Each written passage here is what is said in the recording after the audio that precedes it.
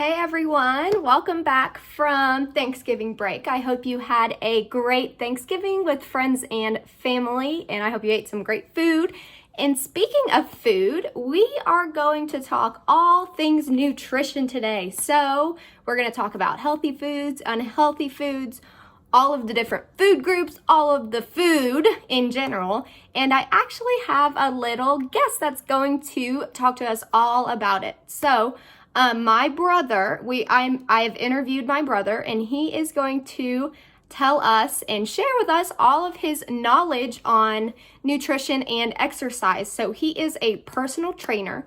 So he writes exercise plans and meal plans for other people, and he trains them to help them lose weight, gain weight, whatever they are trying to achieve, and overall just have a healthy lifestyle. So he is going to answer some questions about what foods we're supposed to be eating, what they do for us. Is it okay to have some candy or dessert every once in a while? And he's also going to talk to us a little bit about exercise. So without further ado, we are going to learn from my brother, Mr. Jackson. Hello, everyone. Today we are going to be interviewing my brother. This is Mr. Jackson. He is going to talk to us a little bit about nutrition, a little bit about exercise, touch on a couple different topics. He is a personal trainer, and I am going to let him introduce himself and tell us a little bit about what he does. Hey everyone, thank you so much, Charlotte, for having me on here. I really appreciate it.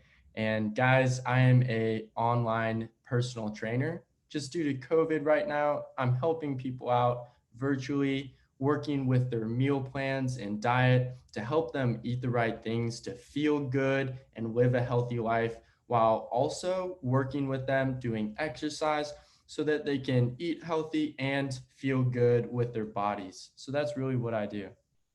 Yeah, so if you want, why don't you tell us a little bit about what a diet or a meal plan looks like for one of your clients?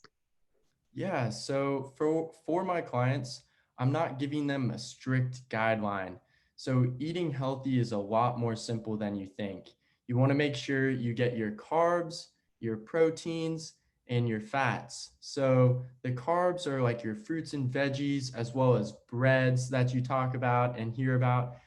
And some of those fruits are like apples and oranges, really sweet things like those. But you want to make sure you also have a really good portion of vegetables like asparagus, broccoli, carrots. Those are going to make you feel really good, even though they might not taste the best. And with proteins, your steaks and your chickens, those are going to be absolutely delicious. And of course, don't forget about turkey. I don't know if you're listening to this before Thanksgiving, so enjoy it if you are, or if it's after, I'm sure you already did enjoy it. And with the fatty foods, you just want to make sure that allows your body to keep some meat on your bones. So it's always good to have a little bit of fat. And my goal for my clients is to make sure they're having a healthy balance of all of these foods so that they feel really good by eating across the board all of the different types of foods so that they think clearly and feel good throughout their day. Awesome. So I've got two questions to bounce off of what you just said. The first one, sticking with your clients, how important is it to have all of those fruits, vegetables, your carb section, your protein, your fats in every meal? And then also, what does it look like? Because I'm sure you follow those same kind of rules since you're in the fitness world as well. So, what is your plate if you sit down for dinner, if you sit down for lunch? What does that look like also? Yeah, so what's really important is not having just protein or just fat or just carbs because you're probably going to grow a third arm. I'm just kidding. That's not going to happen. And it's not the end of the world if you don't have a whole healthy plate every day, every meal out of the week. But what you want to make sure is you're trying to have a good portion of those fruits, vegetables, carbs, which are the breads, as well as proteins and fats from the meat that you're eating. So, for example, a typical breakfast for me might be some eggs and some toast, maybe a glass of milk. this allows me to get those proteins and those carbs. And then I'm going to throw in some watermelon or some oranges, some fruit to give me some energy. And then for lunch, I'm going to incorporate maybe some more veggies here. So a lot more carrots and maybe an apple as well. And I'm going to have a sandwich, maybe some lunch meat. I don't know if you're a turkey person, but I personally love ham. And I'm going to put some cheese on there, and I'm going to have some bread to go with that to make it a sandwich. And then my dinner is really going to look like maybe a grilled chicken or a steak. Maybe even your parents make a chicken casserole, something real sweet like that. And along with that, something that goes really great with dinner are definitely vegetables. I personally will have asparagus for dinner, maybe even peas or broccoli. That's going to be great. And definitely have some water. You want to make sure you're having water throughout your day, at least a glass with every meal minimum. And I know that's not a lot. So make sure you're hitting that bare minimum. Your body's made of over 50% water. So you just want to make sure you're keeping that retained, and that's going to be good. So that's really what my plate typically looks like. Yeah. And so I know we all have, or at least I have a sweet tooth. I tend to like to counterbalance my healthy meals with my sweet stuff. So I'm what sure your kids know that too. so what's your take on that? Is if you were to indulge in, again, we're talking about Thanksgiving. I do believe they're going to be watching this after Thanksgiving. So to reflect, I'm sure we had pumpkin pie, apple pie, chocolate cake, anything like that. Do you feel like that's like a treat yourself, sure, take a break and eat something sweet like that? Or do you feel like if you eat a slice of pumpkin pie that you might have to run a little bit more before to kind of make up for the sweets that you're eating? What do you think Of about that? course, of course. So there's the side of eating unhealthy that has damage to your teeth and your body from the sugar. So first off, please be brushing your teeth, guys. And that's the first thing when it comes to eating sweet food is you're getting a lot of fat as well as those sweet sugars. So brushing your teeth and keeping it balanced is going to be important. And what I mean by that is when you eat well most of the time, so having those fruits and veggies, those nice chickens and carbs as well, when you eat balanced, you should allow yourself maybe once, twice, three times out of the week, enjoy some sweets and not feel bad about it. But when you go into that maybe once every day area, start looking at either how you can change those foods or implementing more exercise so that you can balance that out. So it's not the end of the world. You're not going to gain 100 pounds after Thanksgiving, even though I'll probably gain 20. And it's not something that you should feel bad about, but you should be aware of how much of those sweets that you're eating so that you can make sure you're not eating too much. Yeah, absolutely. All right. I think I have one or two more questions. So, going back to all your different food groups, do you think that it's more important to eat all of them, or is there a food group that is most important that you need to eat for every single meal or every single day? Um, or is it totally just a balanced meal? You need to do all of it. Right. So I think that's a great question. And I'm just going to say it is really important to have balance. It doesn't need to be for every meal, but throughout the day, you need to make sure that you're getting food from all of those food groups. So having some vegetables, maybe if it's not at breakfast or lunch, having some vegetables for dinner. If you're not having, eggs or chicken on the earlier side of the day, have some of that for dinner. If you're having cereal in the morning, then maybe having some vegetables, maybe some nicer protein like chicken or steak or fish, maybe. I don't know if any of you out there like some seafood, maybe even crab. That's a good way to get some protein in throughout the day.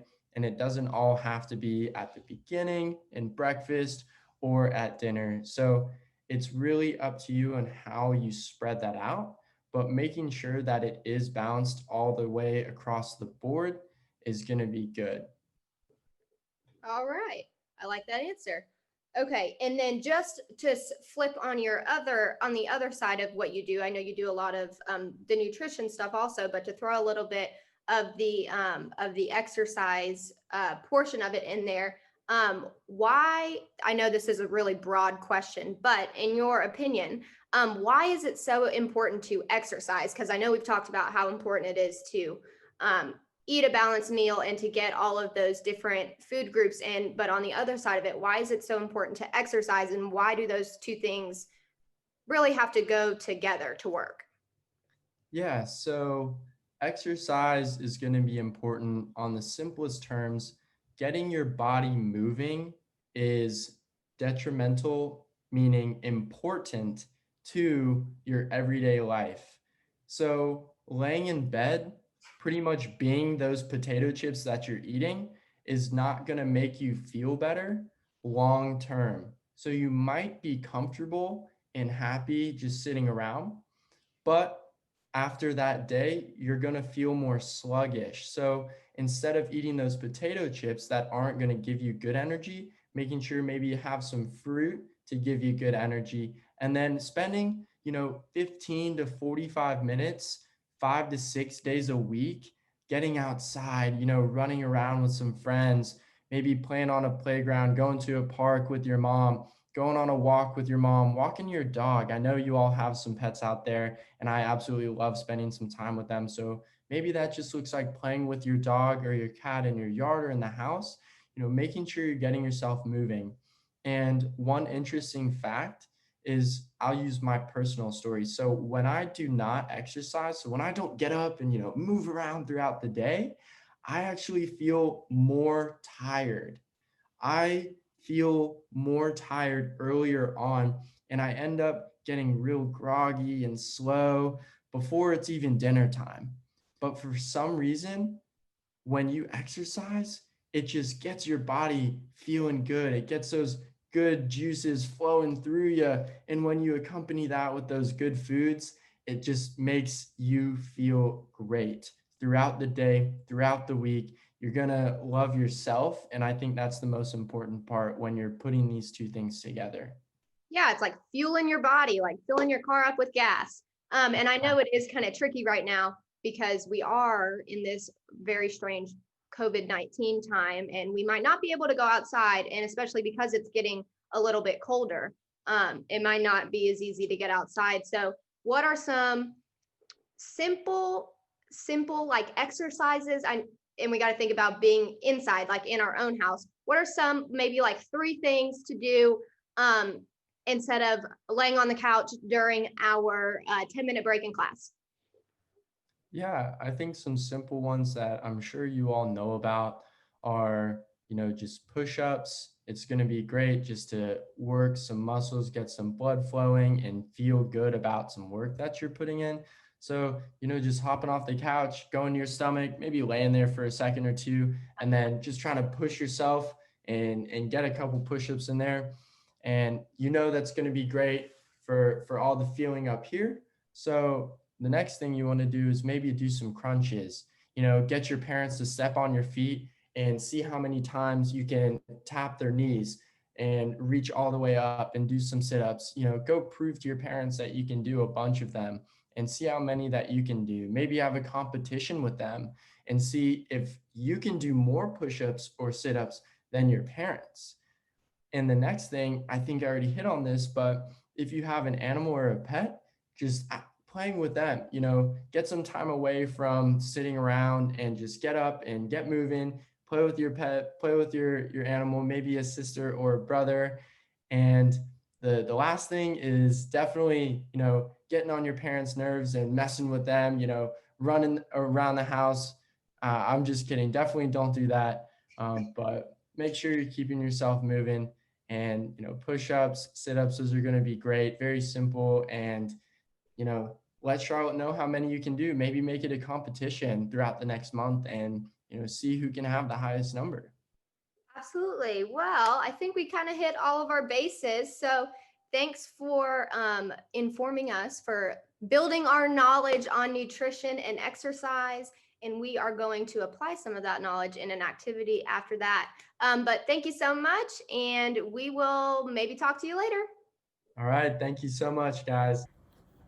To quickly go over your assignment, this is going to be posted in Google Classroom, but I wanted to talk to you about it also, so I make sure that you understand.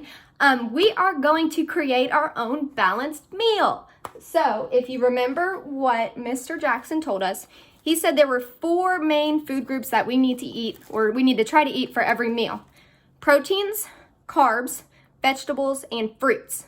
So for those proteins, those are your meats, eggs, turkey, chicken, ham, fish, steak, all of those things. Our carbs, which are also called our grains, could be bread, rice, potatoes, pasta, oats, those sorts of things. Then we have our vegetables like our carrots, bell peppers, cucumbers, broccoli, asparagus, Brussels sprouts, all of those good things. And then our fruits like apples, oranges, grapes, watermelon, bananas, all your fruits. So you are going to, on a piece of paper, draw a circle and split it into 4 categories. And it's going to look something like this. So you're going to split it into 4 categories. And those are going to be fruits, vegetables, proteins, and carbs or grains. And I want you to draw a picture of one of those foods for each category. So in my fruits, I might draw a picture of an apple. In my vegetables, I might draw a carrot. In my grains or my carbs, I might draw a potato, or I love pasta, so I would probably put some pasta in there. And then for my protein, I personally love, what do I like to eat for protein? I'm not a big chicken person, so I typically eat fish. I like salmon, so I would draw a picture of salmon. So be creative, use colors, whatever you would like. And again, you're drawing a picture of a plate like this. You're splitting it into 4 sections, and you're drawing a picture of one food for each food group. All right? See y'all later.